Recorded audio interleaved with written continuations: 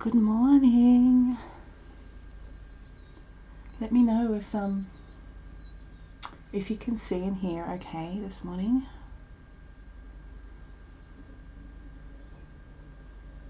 Looking forward to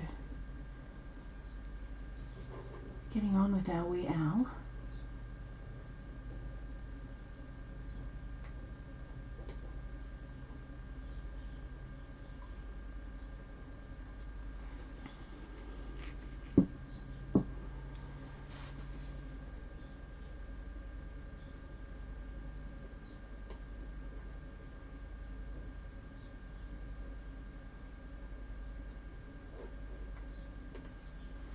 It's a beautiful morning here. We've had a lot of rain the last couple of days, but it looks like, well, it looks quite sunny out there actually, or like it's going to be. I thought that it was supposed to hang around for a week, so I don't know, interesting. Good morning, Katharina. How you going? Hi, Nicola. It's 6 a.m. right on the dot here on a Wednesday morning, 28th. Hope you're all well where you are. Let's give it another minute or two and then we can get started. I have just put seed out for the birds, so there might be some raucous noise in the background. But I think that that's pretty much every day here, isn't it? Every time I start recording anything. Good morning, Louise. There's some sort of bird activity going on outside.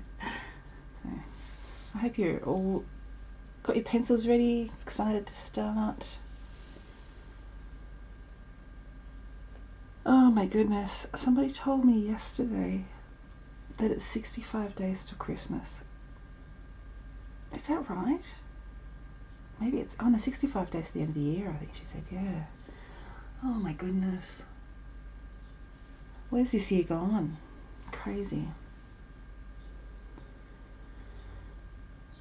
Well, we might make a start, hey? What do you think? I've got my cup of tea at the ready. What we're going to do today, just get myself all resituated here, is we've done that beautiful eye on the side, but we're going to come over here on this side of the head and work back in towards this way. So getting all that sort of supportive information down to really make that eye part of a little creature, not just some sort of weird suspended eye out in the middle of nowhere. It's 3 in the afternoon on Tuesday in Canada, and I'm great and ready with my notebook. Excellent. It always cracks me up that I'm coming to you from the future. Never fails to amuse. Okay, so what I might do is explain what I look for when doing feathers or fur, and whether to put an underlayer down. So an underlayer is generally a really light colour, usually one of the two greys, either a warm or a cold grey, that you then put colour on top of. And there's a couple of reasons to do that. Excuse me. One is if it's an area that you know that you're going to want to use something like a slice tool in, you want to make sure that you put something lighter down first, because it will scratch through pigment to the paper surface, but you're not going to get as clear a light line. So it doesn't have to be, if we're using a slice tool, it doesn't have to be one of the really light greys. If, for example, you had an animal that had a very orange undertone and then a very like warm grey, very dark colour on the top, you could do your orange undertone and then scratch back into that. So it's about thinking about what the colour underneath might be. So there's that reason, and the other reason is that I would look for what the lightest tone is in amongst the feathers or the fur that I'm looking at in a particular area, even if you're not going to scratch back into it, because laying that down as a base layer then means that you just put the colour in the areas that the colour is there. So it's already supportive underneath there, and you can do those feathery or fur type strokes and not have to fill a whole area in. You can let that base layer sort of shine through. So in this case here, we did a little bit of coal grey here, which is this shadowy sort of bluey area around here. All up in the hair, the top of the feathers there, top of the head feathers, there's a very warm grey. Well, let's say it's not a blue grey, so it's not a cold colour that's underneath. So I'm going to cover that in warm grey one, that's this one here. And then we're going to use things like the brown ochre, there's a bit of sort of yellowy colour in there, maybe a little bit of dark Naples, to go in over the top. And these sorts of areas you can spend as much time on as you like. I think for me, what I think about with a piece is what's the areas of focus, and I'll make sure that that's highly detailed. And if there's other areas that are sort of more supportive, then I may not spend as much time on them. But it really depends on how caught up you are in the piece that you're working on and what your piece is telling you to do too. So when it comes to something like an owl, all of the information around the head here, this barn owl, is pretty important. So you want it to be fairly realistic if you're going for a realistic look, and we've done that with the eyes. So all of this area is going to be really important. Down over the shoulder where the sort of brighter colours are important, but over on the chest there's a lot less information. We can spend less time working on that. Not that everything's about time, but I hope you know what I'm getting at there. Alright, so I've got some nice line work happening here. When I say nice, it's nice, it's very loose and just a guide. So what I'm going to do first is grab my warm grey one and start to lay down a layer, a base layer there. What I want to do is go in the direction of the feathers though. So just work my way in. Now I did the outline in a cold grey, but I don't think that's going to be problematic. Oops.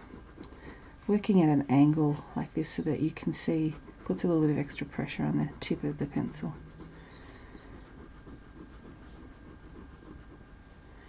And when it comes to the feathery sort of ruffly surround here, just try and keep going in the direction of the feathers.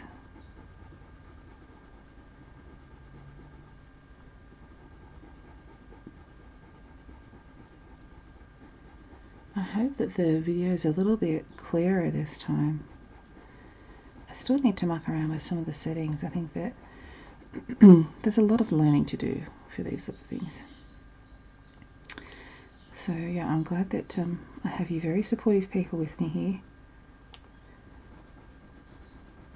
as I learn all this too. The drawing part's the easy part. I'm just referring to the reference, making sure that I'm getting in the same way as the feathers. And it's really light, you're really probably not going to be able to see that too much. I think it kind of looks a little, well, grey, because it is grey.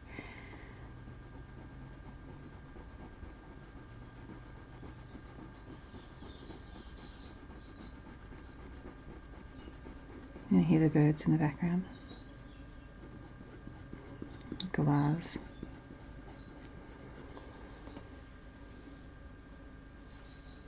Just deciding whether I was going to pick some of that grey up on the outside there, but I think once I get the orangey colours in it, it'll be fine.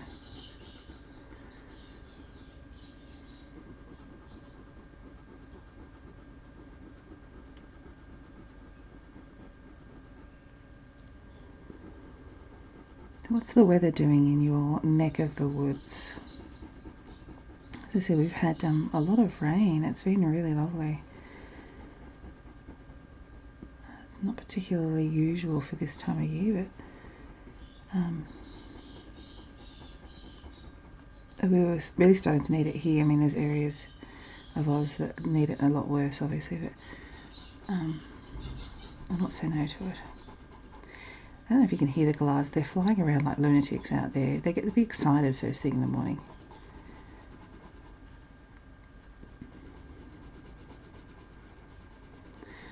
it's an interesting time. I had the first couple of baby galahs coming into the yard yesterday and the day before.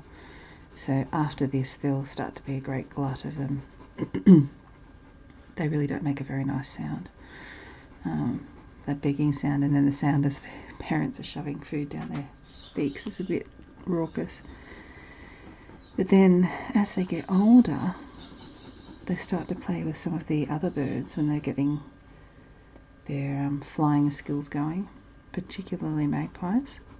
So yeah, there's lots of noise going on then. I'm sure my neighbours love it. Okay, let's work on that little bit there first. Sip of tea. So it's cold and grey where you are, Catherine. Well, it's getting into winter time there, isn't it? Is it? In my head, it snows pretty well everywhere in Canada during the winter. Is that right? How about we grab brown ochre, and let's start to think about adding a little bit of colour in here. So I've gone down to here with my grey, so I'm going to work around that. So the darkest colours are at the edge here as it turns into sort of shadowy area there. And I'm just doing some very light strokes out from there first until I start to find my bearings, as it were.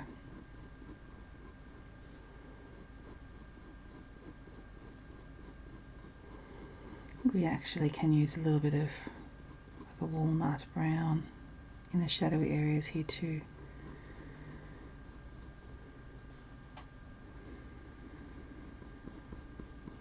There are areas that have got a little bit more pigment than others. So there are little dips and shapes in amongst the feathers, the grouping of the feathers. No snow yet where you are. I kind of crave a proper winter. It doesn't get much below sort of 5 degrees here in winter. You might get the occasional 1 or 2. We get a little bit of a frost maybe a couple of times. And I'm maybe, say a 15-minute direct drive from the ocean, I guess. Maybe a little bit further. But where my parents live, which is much closer to the ocean, they don't get frosts or anything.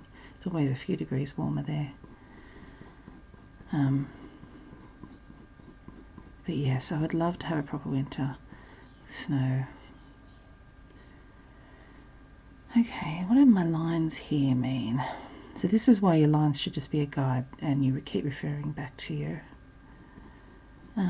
reference. So here I've done lines for there's some really fluffy lighter feathers that are coming out from these face feathers here. So I want to make sure that they are popping out. Nicola, raining here in the UK.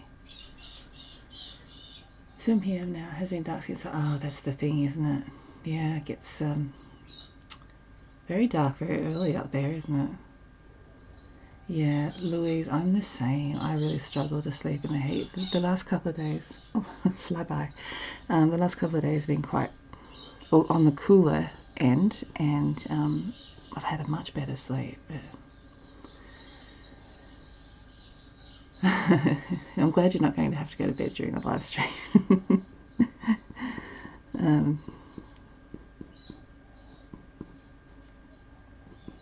Yeah, our summers are so intense. And I mean, it's nothing like in the centre of Australia either. I'm like a delicate flower. I tend to wilt in the heat. So I'm really living in the wrong climate. So I'm following the direction of the feathers all the time. And that helps trick the eye too. So you don't have to have every single bit of detail that's in the reference, as long as you're sort of capturing the feel of it. And to do that, do things like go in the same direction as what the feathers would do naturally. If I started drawing this way, it would look a bit odd to the eye, whereas if I can maintain what would be natural movement in the feathers, then it makes sense to the eye, and the lack of detail is less imperative.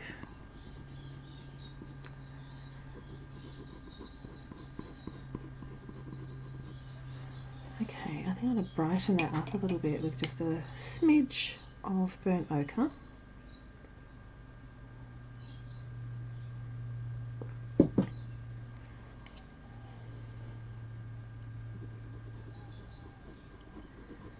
Add some of that orangey sort of tone into it. So here, do you see how I've left, or I've done very light strokes over the top of the grey there? So that sort of shows that roundness and sort of highlighted area there. Yeah, I could swap places every 6 months. I'd happily do that. You can have my summer. I'm more than happy for that to happen. I kind of top out at about 25 degrees. Anything other than that gets a bit much for me. And I like it, 10 degrees to sleep. 10 degrees or less. Pile the blankets on. It's much easier to sleep with that. I find that with winter you can get warmer. It's just so much harder to get cooler in summer.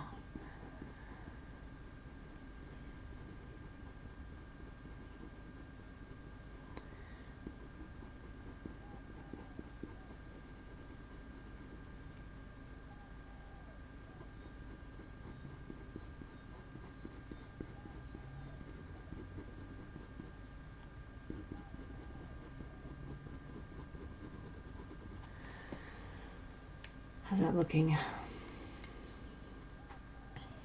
Not too bad, getting there. For the little sort of dotty parts, we're going to use dark sepia, but I'm not ready to go there yet. I think what I might do is look at some of the detailing around the face feathers in here, these tiny little sort of, I don't know, how can I describe them? They'd be soft little, I guess that they're directional, they're there to help the hearing of these little creatures. And they're layered.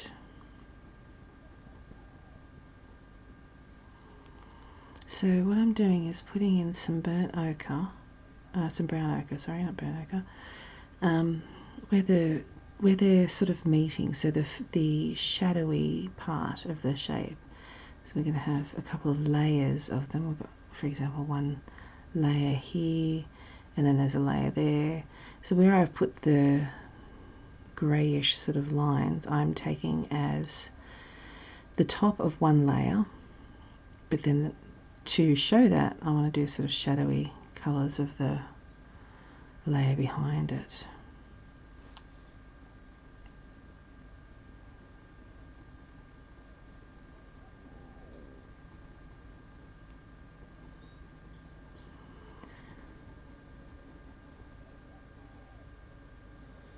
Oh, you grew up in South Africa. Whereabouts in South Africa did you grow up? I have a good friend who lives in Cape Town. Yeah, that's a big temperature difference between South Africa and Canada.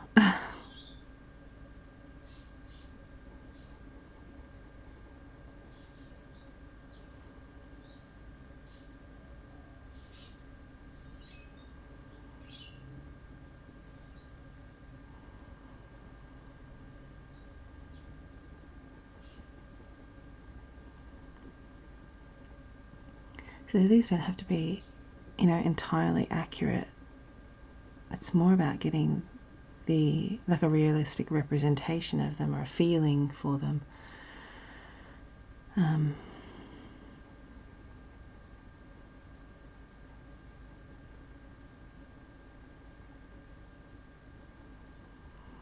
So I'm wanting to capture the fact that they're ruffly and there's like layers of them. And we'll use some darker colours to accentuate it as well.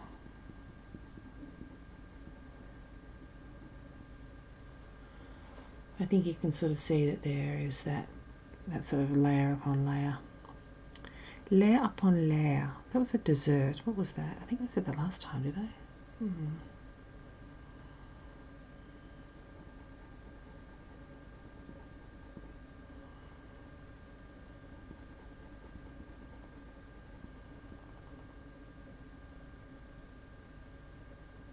In the middle of nowhere in the Free State. Yeah, I wouldn't mind going and having a bit of a look there one day. That'd be interesting. Very different to where I live too, though. I think temperature-wise, it's a bit closer to Tasmania, if I'm correct. It can get quite cool in winter down there. And you're more towards those roaring 40s, is that right? The winds, that's Tasmania gets a lot of those, and New Zealand too. No, maybe, I don't know, Louise, tell me. Do you get the roaring 40s, or is that just between Africa and Australia? Oh, I don't know, it seems way too early in the morning to be talking about the roaring 40s, but anyway.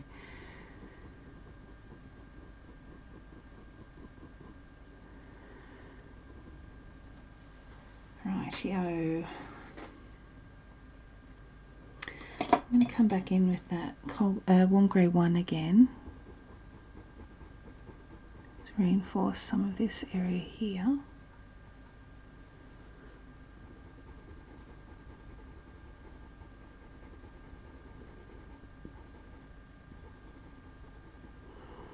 And also go over the top of some of the ochre that we've got down there and smooth it out a little bit so it's not so scratchy pencil lines. And I want to build those layers up pretty slowly, so I'm going to work my way up the grey scale. An itchy back somewhere. You know when you've got one of those travelling itches? No, not there. You don't get the winds there.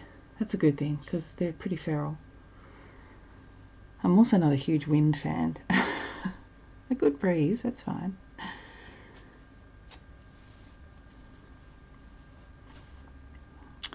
So I've got warm grey 2 here, and I'm going to use it to sort of pump up some of the values of the shadowy areas there. Right, yeah, up into the 40s. That's the killer, isn't it? And we have more and more of those days now in summer.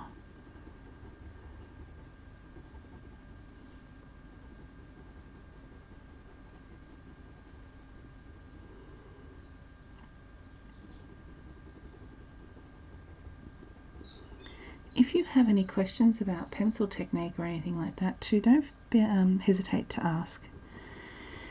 And if I don't know the answer, I'll find out for you anyway.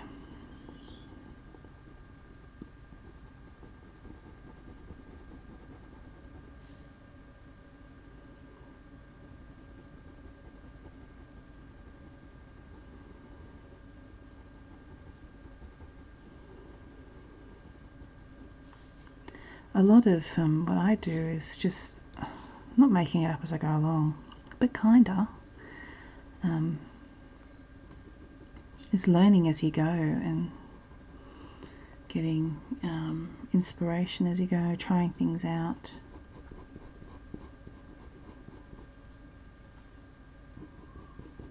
Oh look, there's the coel.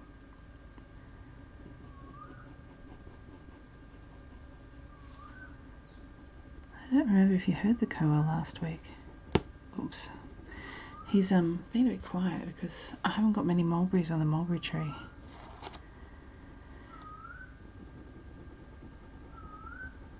So coel is a, forgive me if I already told you this, but it's getting a bit desperate out there.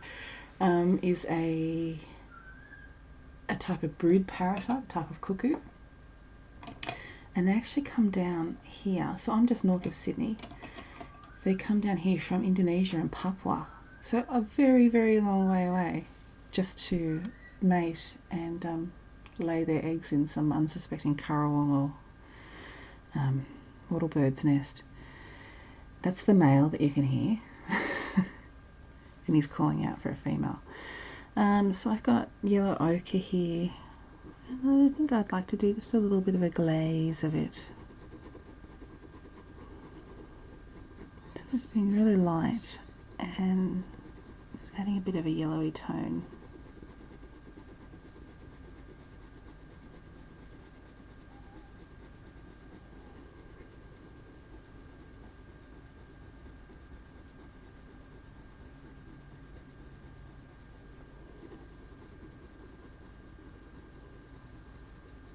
Not everywhere, but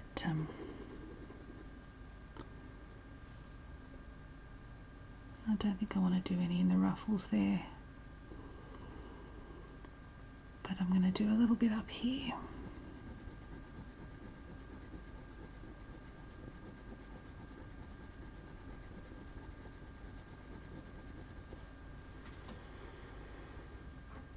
Alright, let's get a darker colour now. And what shall I use? I think I'm going to go with, yes, I think I'm going to go with burnt umber. And I've chosen this over walnut because walnut's got quite a reddy tone to it, whereas burnt umber has got more of a yellowy tone. So they're both very warm browns. And when it comes to adding darks in, I want to work lightly first because I want to build the colour, but I also want to make sure that it's fitting for where I'm working on. And if not, I can bring another brown in, but this seems right, I think. So I'm also looking at how it's not a direct straight line around the outside of her silhouette. It's knobbly because her feathers are knobbly. And this is not going to come up all the way around up here, just sort of up to here. It's more of that sort of dark tone in the silhouette. I can bring just a light wash of it in spots too, and I also want to use it to start to define more this feathery area. So I'm going in with some strokes and coming out with others, so that you're getting both a blunt and a sharp sort of pull into the area. I'm just working really lightly.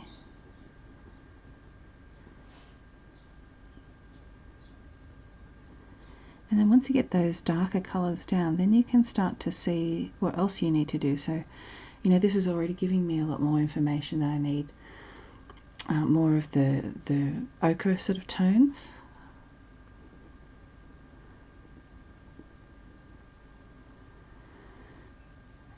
And we'll use some of this brown too in some of the shadowy parts here.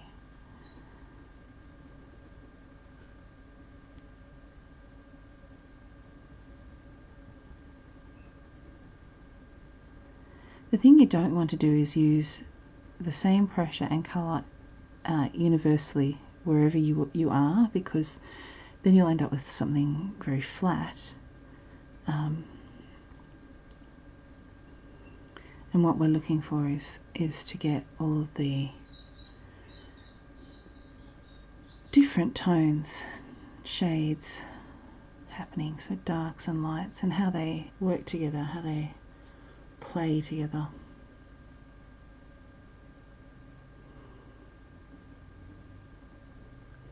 So there's more sort of darker areas around this part up here, and that's going to extend down into this part of the face feathers as well.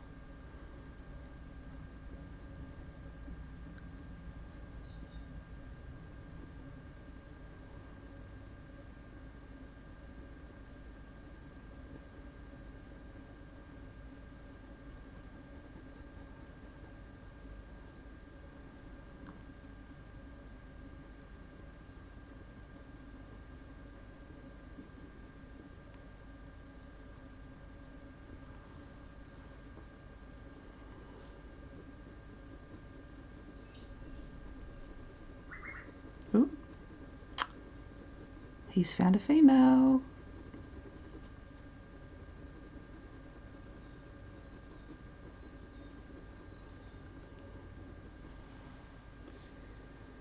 Okay, I'm going to take brown ochre back. Come in over the top of that burnt umber.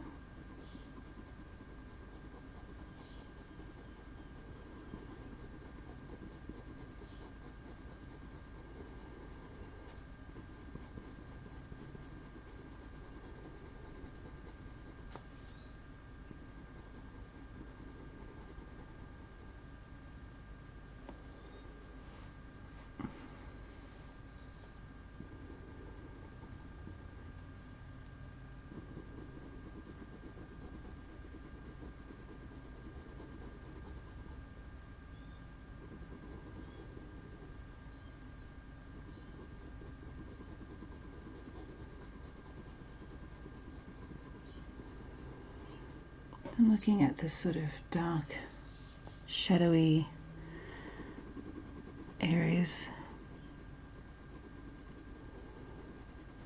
as well. I'm trying to get some of that light and dark into play.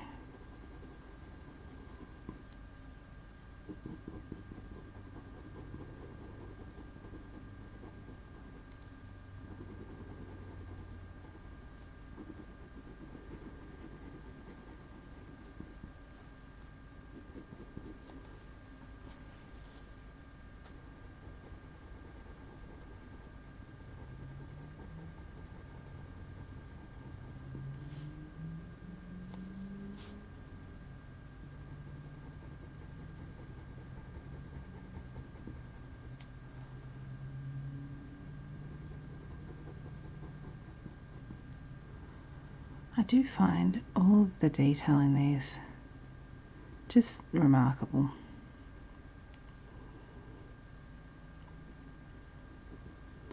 There's that aspect of us taking for granted all of the intricacies in the things around us.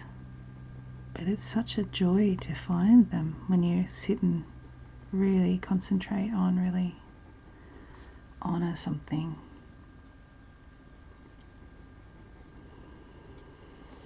Okay, let's get dark sepia and put a couple of these little dots in just to get an idea of what's going to look like, and then I'm going to move up the head a little bit here. So I'm looking at like anchor points. What's going to work for what's the let me get my tongue back in my head properly. So the distribution of the dots follows the feather lines, but there's a thickness to them in different areas. So I'm looking at the corner of the eye, I'm working across here to get an idea of where I am in the reference picture, and it doesn't have to be exact, as I said before, but I want a fairly good idea of how these work.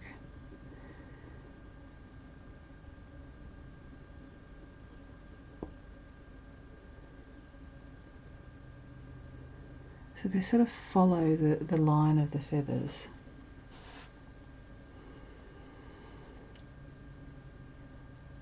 And they're lighter in some spots because they're covered by other feathers over the top, or they're just lighter. And some of them are small and close together. Some of them are very dark.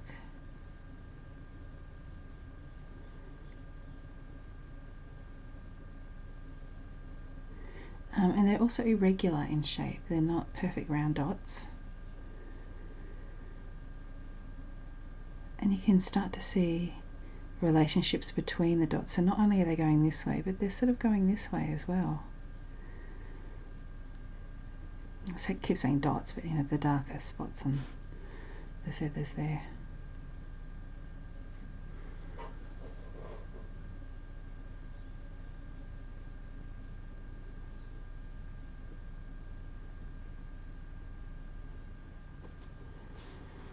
Okay, it just gives me a bit more information to work with.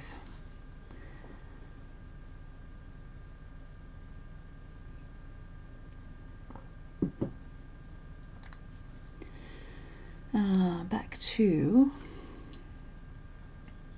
brown ochre. And I actually think I might add a little bit of ivory in here too. Okay, and I want to look at, so I'm constantly sort of measuring where things are with my pencil in relation to other aspects.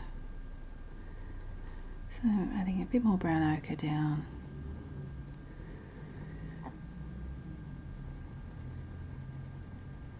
We've got this really interesting,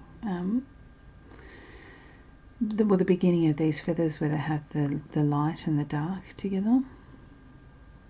And they're sort of echoed further down on the shoulders as well.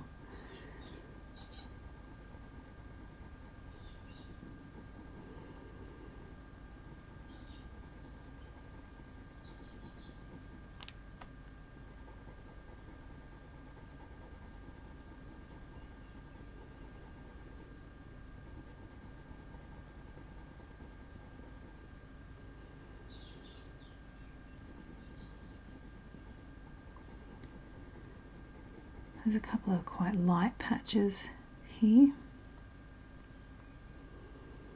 and a little more sort of here.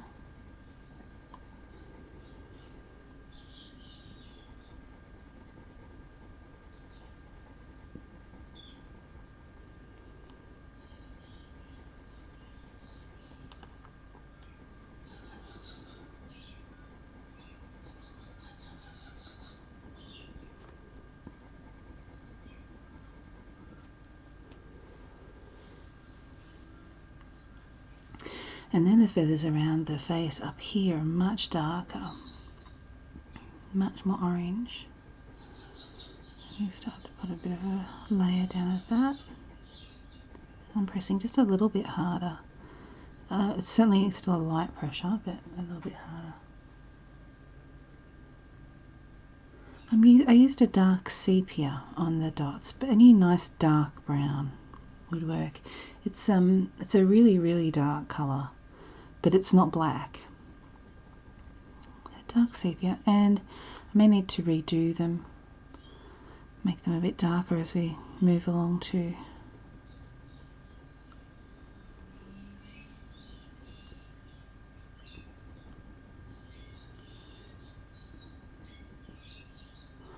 And there's a lot less layers of feathers up the top here too.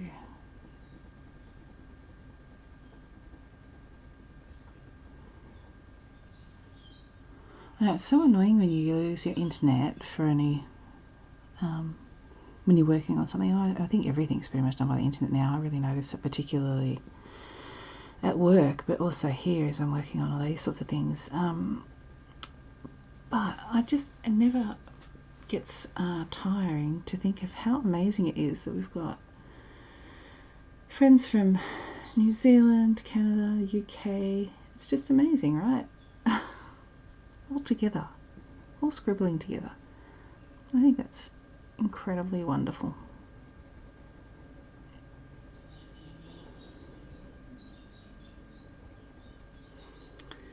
Okay, so I'm going to grab the orangey colour, the burnt ochre, and this is really quite strong in here.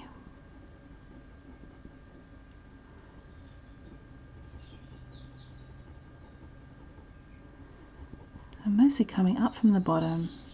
That's where the sort of most shadowy area is, and I know that I haven't got any light colour down here. We might have to put a bit down. Oh, they're getting a bit raucous out there, aren't they? At 6:30 in the morning. Colour slowies, no problem, anytime.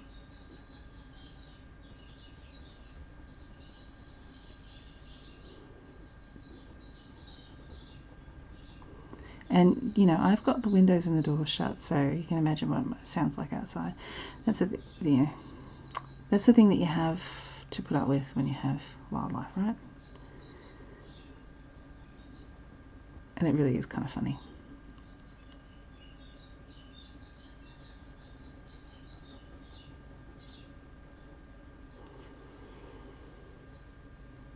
Okay, I'm going to grab Ivory now, which is the sort of yellowy neutral tone. And I'm going to add a little bit of that in here.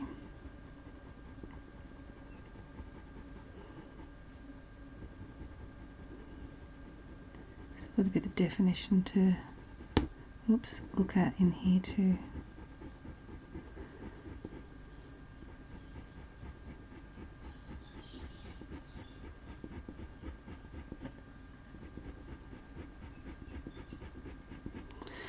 It's a bit hard to see probably on the webcam, but it softens.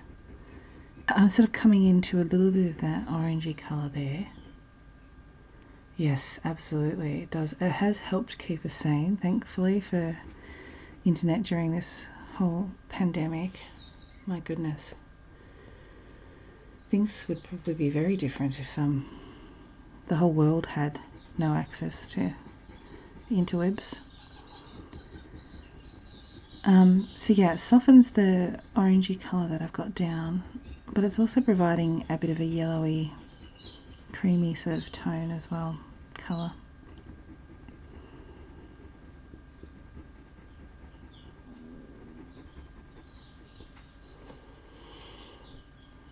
And then up in here, in this light area here.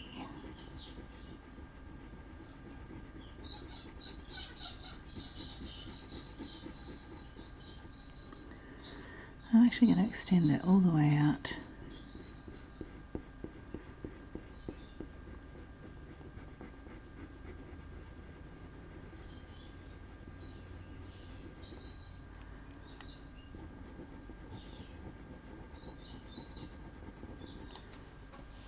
The edge there.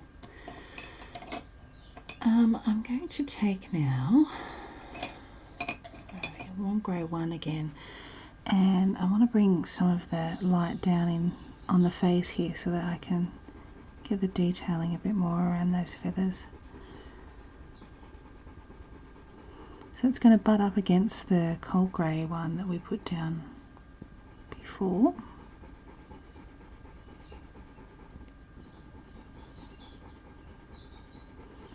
And those two tones work really well together. You like the sound of them, Catherine? I do too. They can get a bit much in summer and everybody's got babies flying around as well, but I wouldn't have it any other way. And hence I keep feeding them. They're a real joy to watch too. They're funny birds. Well, they're parrots. You know, parrots have that sort of funny nature, I guess. You know, they like to be a bit mischievous, a bit wicked. I watch them play with each other. I watch them play tricks on each other. One thing that's really lovely to watch in summer, if it's been really hot and we haven't had rain for a while, when the first rains come again, they shower. And I don't know if any of you have had, you know, like budgerigars or cockatiels, quarians, and they're all native Australian too, as pets. And they have a shower under the tap. Well, when it's rain outside, they're on the trees and they hang upside down with their wings out and flap around to get the water up and underneath them to get the dust off them. It's really lovely to watch. It makes me smile. Just thinking about it makes me smile. I had some really good photos of that at some point, but I have no idea where I put them. There's a wildlife art competition and I'd really like to use that photo to do, so I'm going to have to find.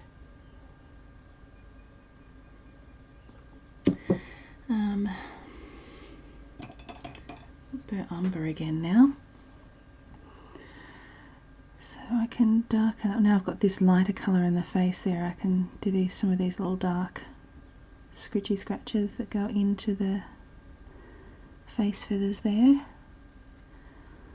And all I'm doing is pulling some dark down in odd bits and pieces so that we get this like shadow behind lightened areas to make the lighter layer sort of pop out a bit more.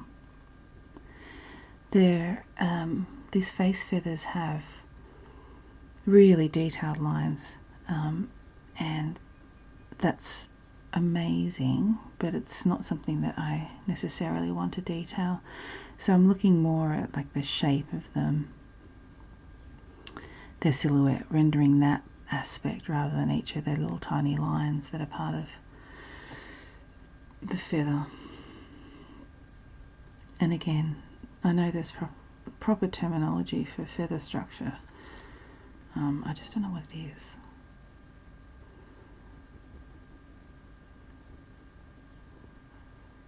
But I should find out, because it would be useful information to have as I'm describing things like that. So here it's quite dark and it dips down into, instead of a nice, like a perfectly rounded area, it sort of dips down and out. And this is also where there is starting to be less of this sort of feathery, I won't say feathery, she's covered in feathers, but this less petticoat-like, I don't know how to describe it, layer cake area. So we can use it to darken up some of those parts there too. And then this bit in the background needs a bit more darkness.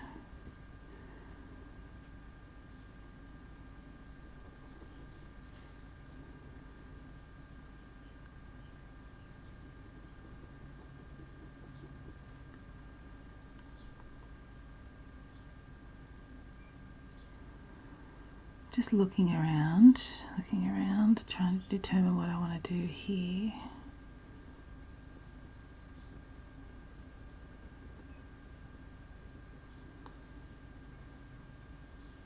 Okay, I'm going to grab dark sepia back again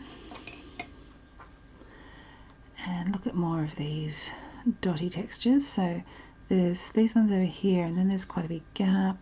And they've got some more. These are actually a little bit warmer, these ones, so we can actually go over those with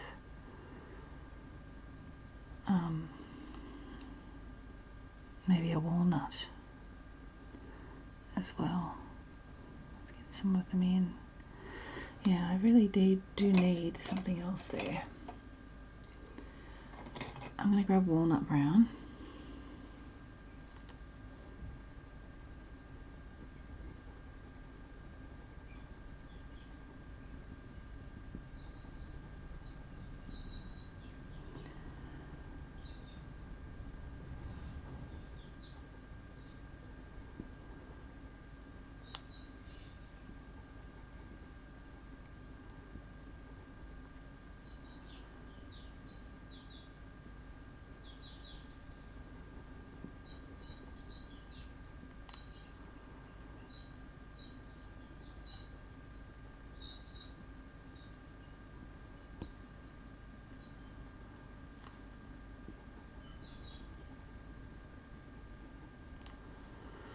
Now for these little areas here that have the, oops, not you, have the, oh, it's in my hand, have the light and dark feathers. What I want to do is, I've got dark sepia here, and I'm looking at where they are. I just want to give a bit of an indication that there is a lightness as well. Not doing an outline per se, but extending a shadowy aspect down and around this dotty sort of area. Hi Blackheart, welcome.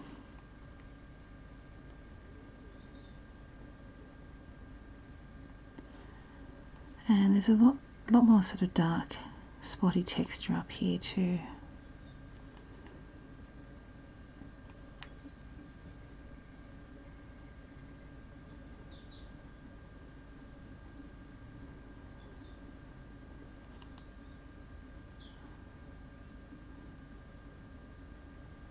I'm doing very well. How are you? Whereabouts are you located?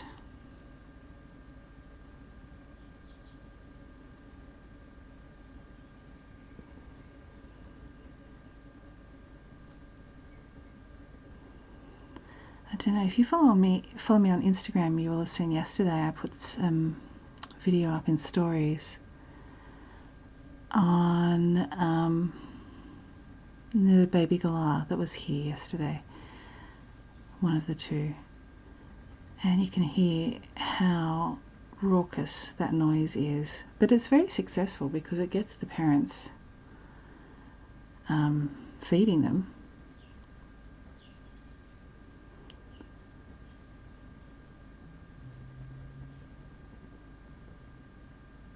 Oh, that's no good.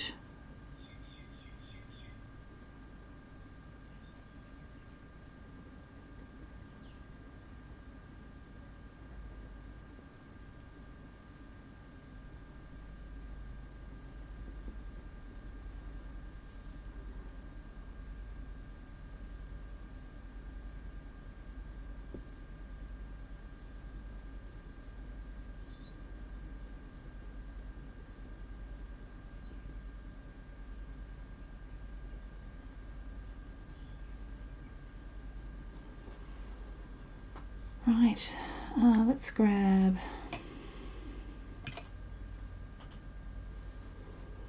some brown ochre again, and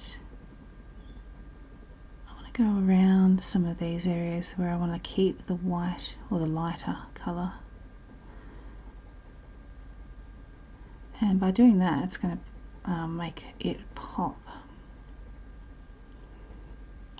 make it stand out a bit more.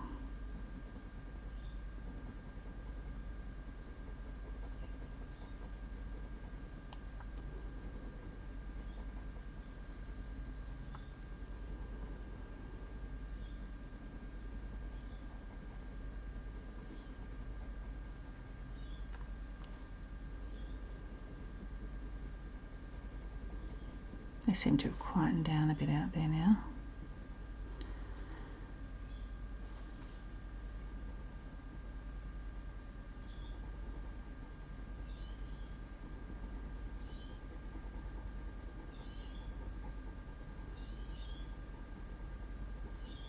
That noise you can hear now, that's lorikeets.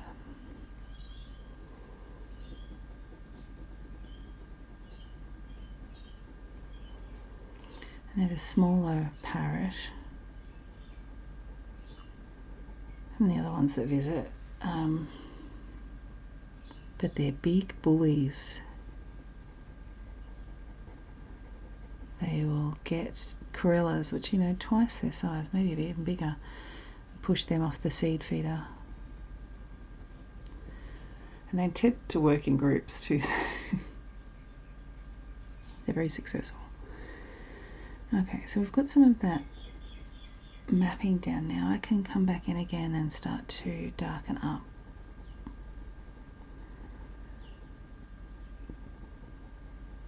Some areas.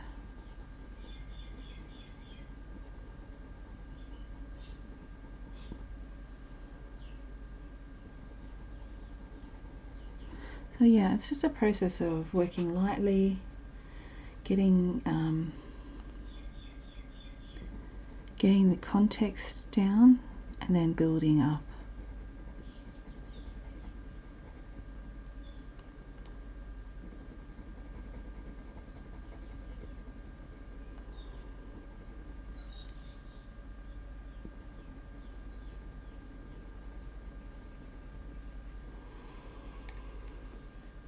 Let's take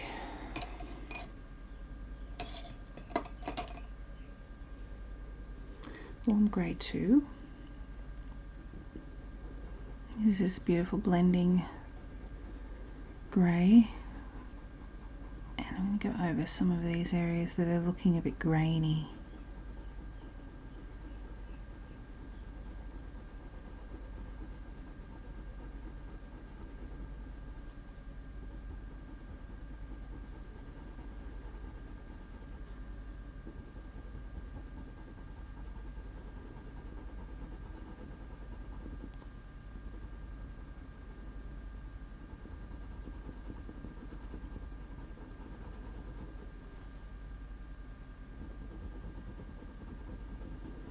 You can see those lighter bits really starting to stand out now.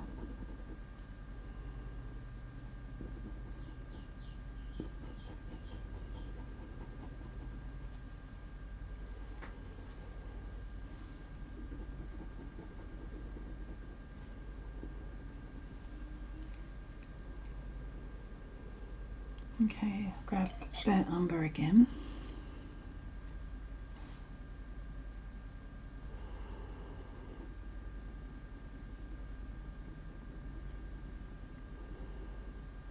Just lightly shading a glaze. Very, very light. Just giving a bit of extra depth to the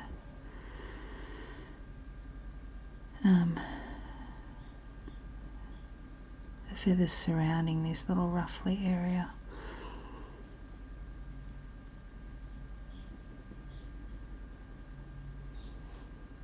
I'm going to go over the dark sepia with it as well.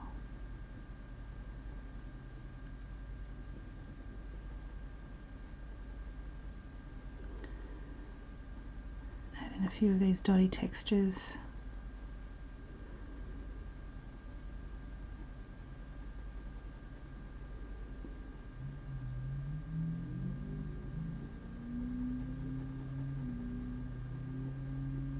So the way that I'm seeing these, come here, these feathers like this here is like a light line and then dark,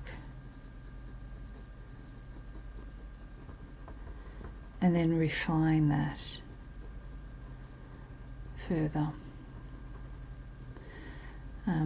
And this side bits here can be broken up, like they don't need to be all completely filled in like that.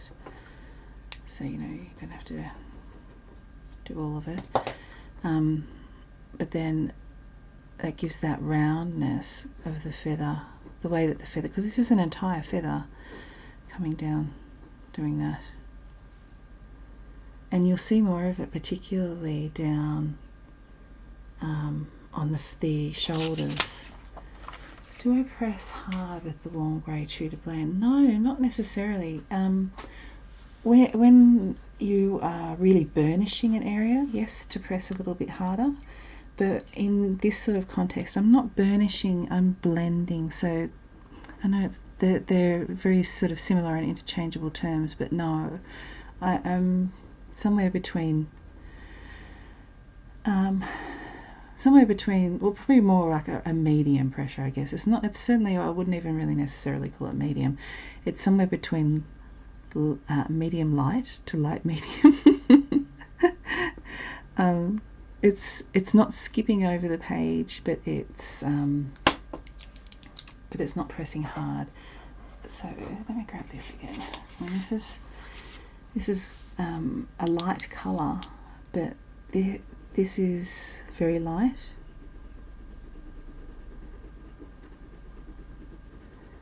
This is probably what I would call medium,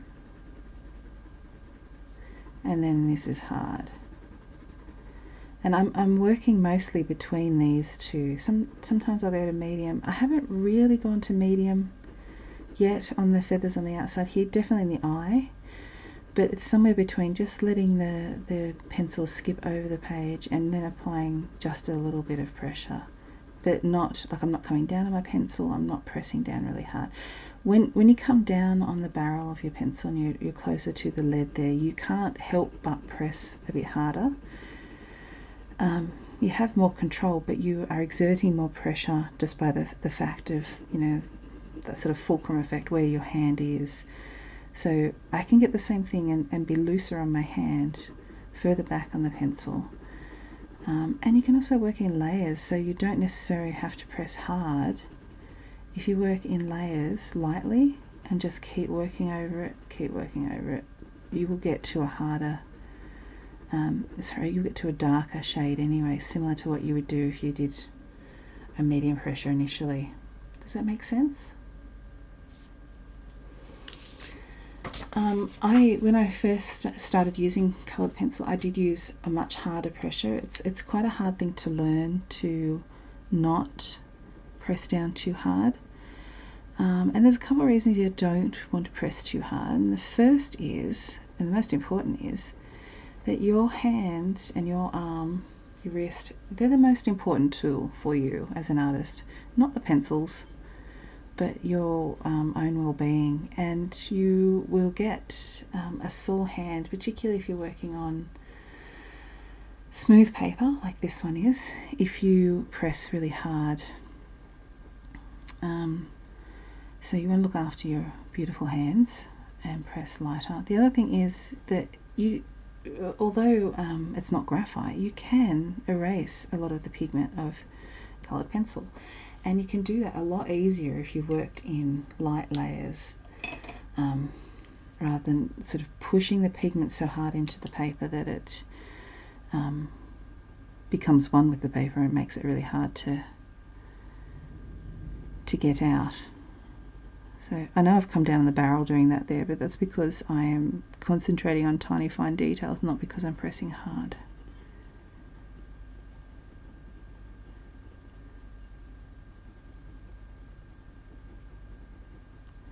I'm looking at these sorts of little V shapes of the orangey colour around the head there.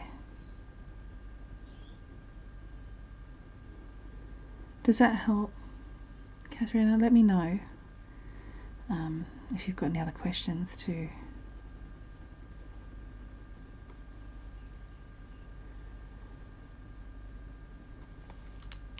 Got the brown ochre again.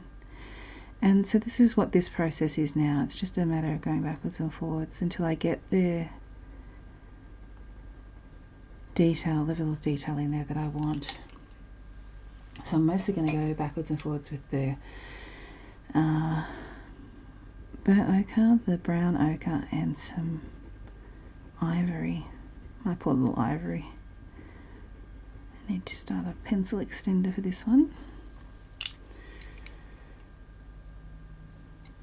Excellent, I'm pleased. Don't hesitate to ask more questions. I'm thinking of a number between 1 and 20. No, I'm thinking of moving up in the warm grey. So I've got warm grey 3 now. And I think I've said to you before, my core pencils are all the greys. I think that they're invaluable. So I always have a set of the Polychromos cold and warm greys, and I will go backwards and forwards between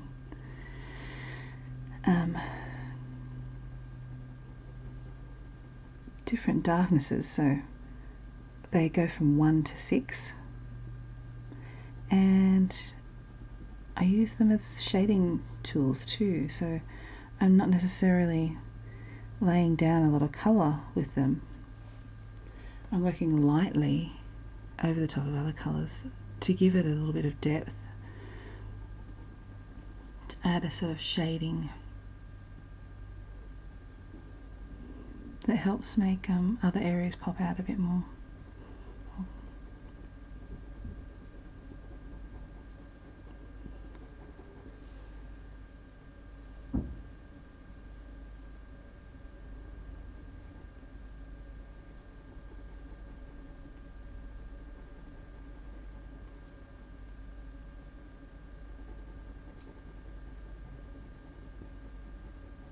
Very well behaved kitties this morning. Nobody's been knocking at the door asking to come in.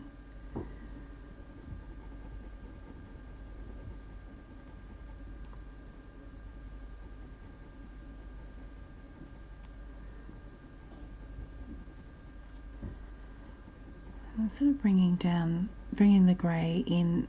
There's not like a really obvious grey in the reference picture, but it works really well to, as I said, impart some shadows and detail.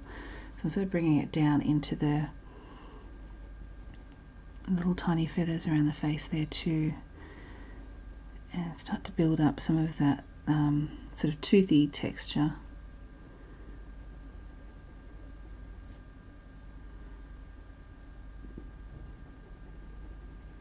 And I will just continue to work on that until I'm sort of happy with it in this area.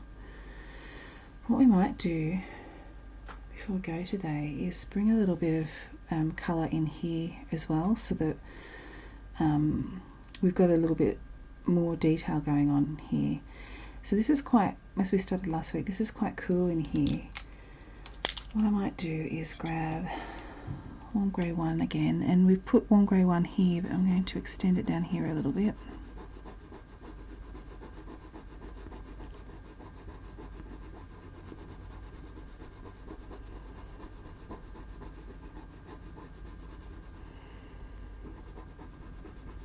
Again, going in the direction of the feathers.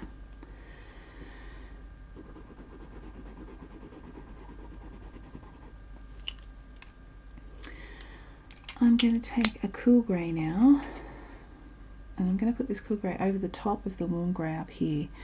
So I had cold grey here last week. I'm going to extend that out a little bit with cold grey 2 and just start to build up some of the shadowy areas around these feathers on the face.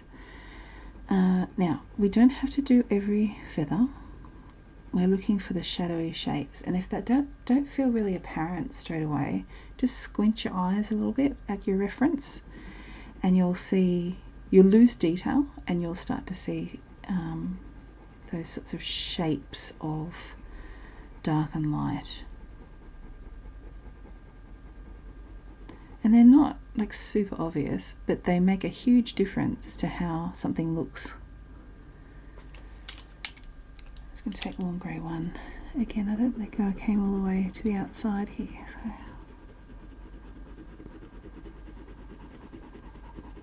And when we look at this, we're looking at it and going, oh, well, that's white. That's the simplest story for our brain to tell us, but it's really not white. It's a whole bunch of different colours working together to create shadow and light that we see as a basic colour white. And when you work on white subjects, that's when you really start to get excited about darkness and light and how they work together, because yeah, you start to realise how many colours and tones are in something that we take for granted as being white. So the big shadowy shape I'm seeing here is this area. And just by laying down a little bit of cold grey 2, you can already see that there's a difference in that area there. Now up under here, actually sort of looking at a bit more warmish shadows here. I'm going to put a little bit of cold grey down first though. And then the same, it's warm. There's a lot of interplay between warm and dark here, warm and cold here. And I'm looking where that is in reference to the eye.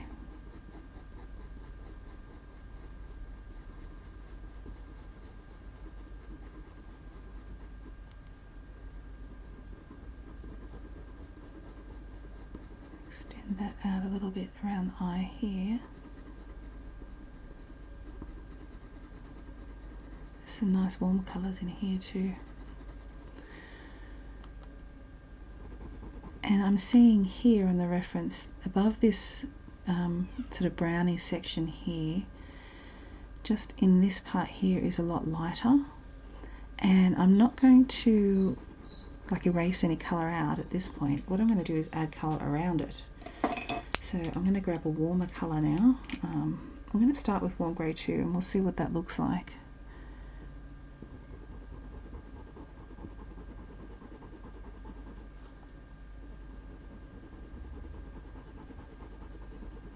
Just working lightly.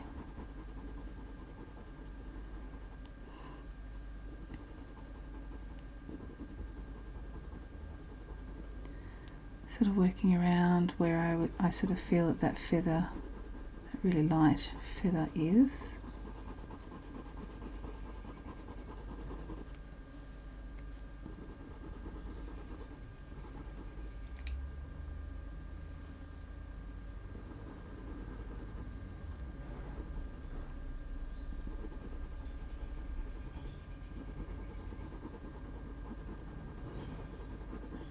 Auto bin. The garbage collectors are here, so it's going to be a bit noisy for a minute.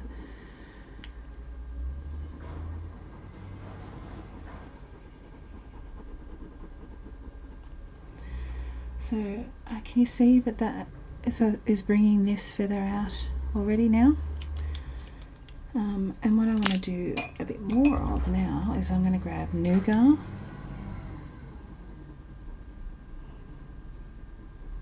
and extend some of the brown that we worked on last week.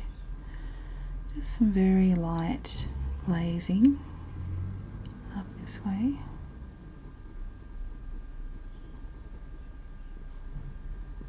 And a little bit up here.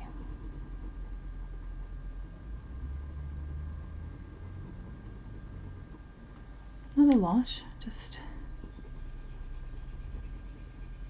Can you hear that noise? Oh, when it happens again, I'll tell you.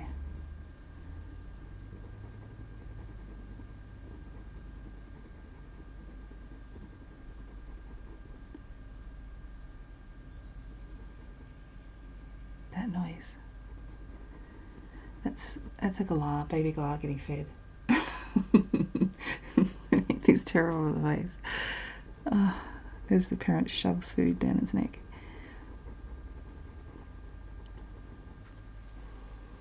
Okay, so I've brought a little bit of that Nougat up, and I'm also going to use the Nougat and do a little bit of bringing some of that down in amongst the feathers up here as well, just slight.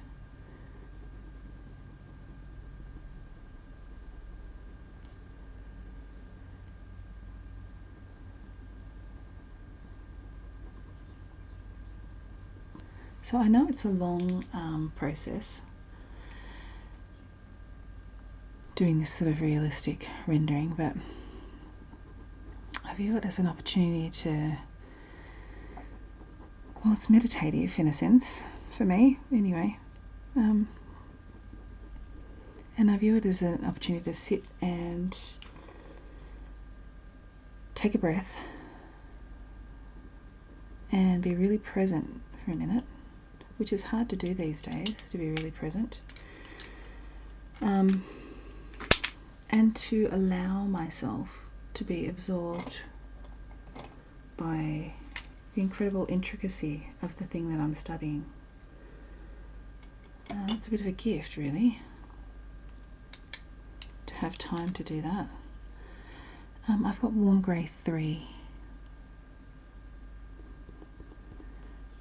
and I'm going to bring just a few little crisscrossy feathery shadows around this edge in.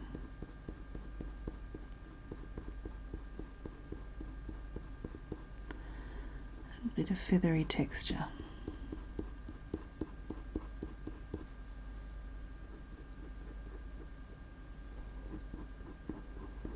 Come out the same way from the eye there.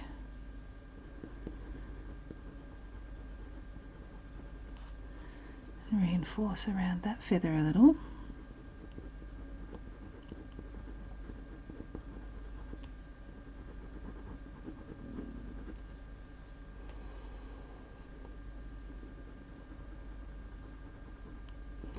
And I know I've used cold grey up in here, but again they work so well together. There's aspects of warmth and coolness in all of this together.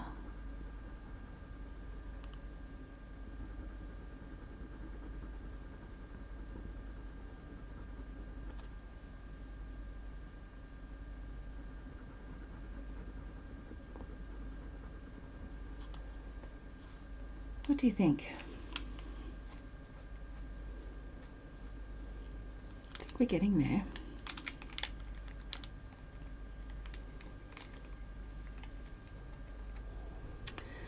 I'm just trying to decide what to do next.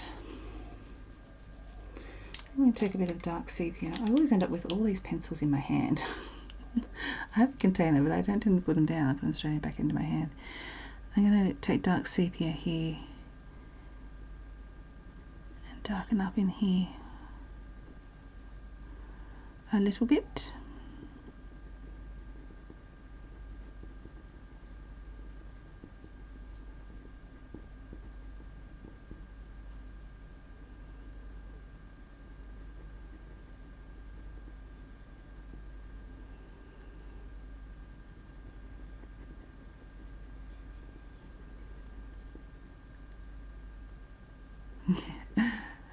You can imagine how exciting that is, that sound, when there's a dozen of them out there.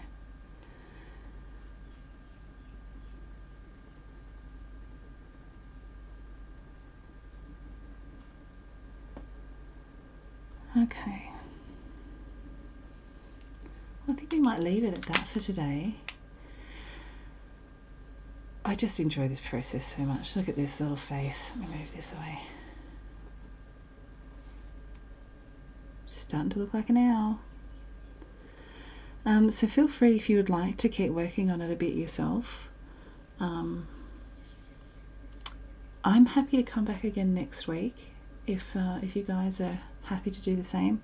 I'm happy to just have this as part of an ongoing series that we can do each week until we get her finished. But you're also welcome to work on her in your own time as well, if you would like to. I think for now I want to stick with doing this live with you while we do the face, and then we can sort of discuss if we want to do a bit more of it off camera as well. But I hope that was fun. I loved hanging out with you all. Thank you so much again. And yeah, I'll set up another live stream for next week and we can continue on with her. She's manifesting. Oh, I love the process. I do. Would the small eraser help to bring things back a bit? Yes, you can certainly try to do that with a small eraser. I would also use the kneadable eraser as well. So you can use it to pick up colour that you've put down, and it can be a really useful tool to bring out highlights. But yes, you can certainly also use the smaller eraser, or any sort of rubbery eraser will allow you to bring up colour too. Okay, so I've worked lightly, but I've worked a number of layers in there, and you can see that it does really come up quite well. And it is a process, Louise. It is learning about pressure. So, you know, create yourself a little card, a little sheet with your pencils that you are using at the moment, and you know, teach yourself what light pressure looks like. So get a piece of paper. This I know is light pressure, so I'm working lightly. This I know if I press down a little bit harder, and then this I know if it's dark. So you can refer to it as well. You can refer to it, but then you've also had the experience of what it feels like to do really light, to work back on your pencil, to work really light, and to work in layers to get the same heaviness as you would with the single layer of the sort of medium pressure. The other thing about working in layers is, working lightly and working in layers, is that you can get a lot more depth of colour. So working really lightly, and then I can bring another pencil in over the top, and I'm getting a similar tone, like a medium tone, but with different colour values in it. So yeah, it really is a process of learning to work lightly, and for me, that I learned that process through graphite work.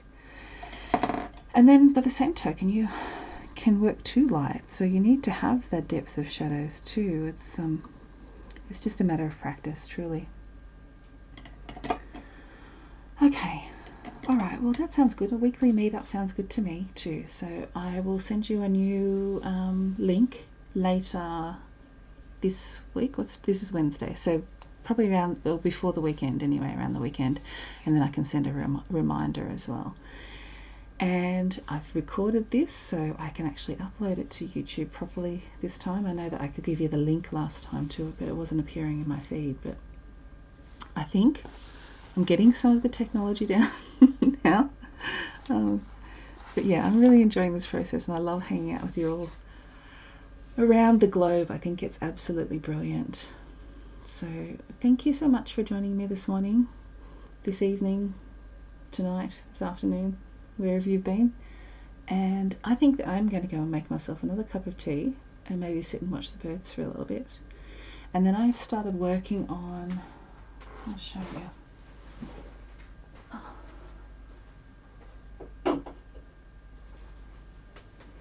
I I've started working on if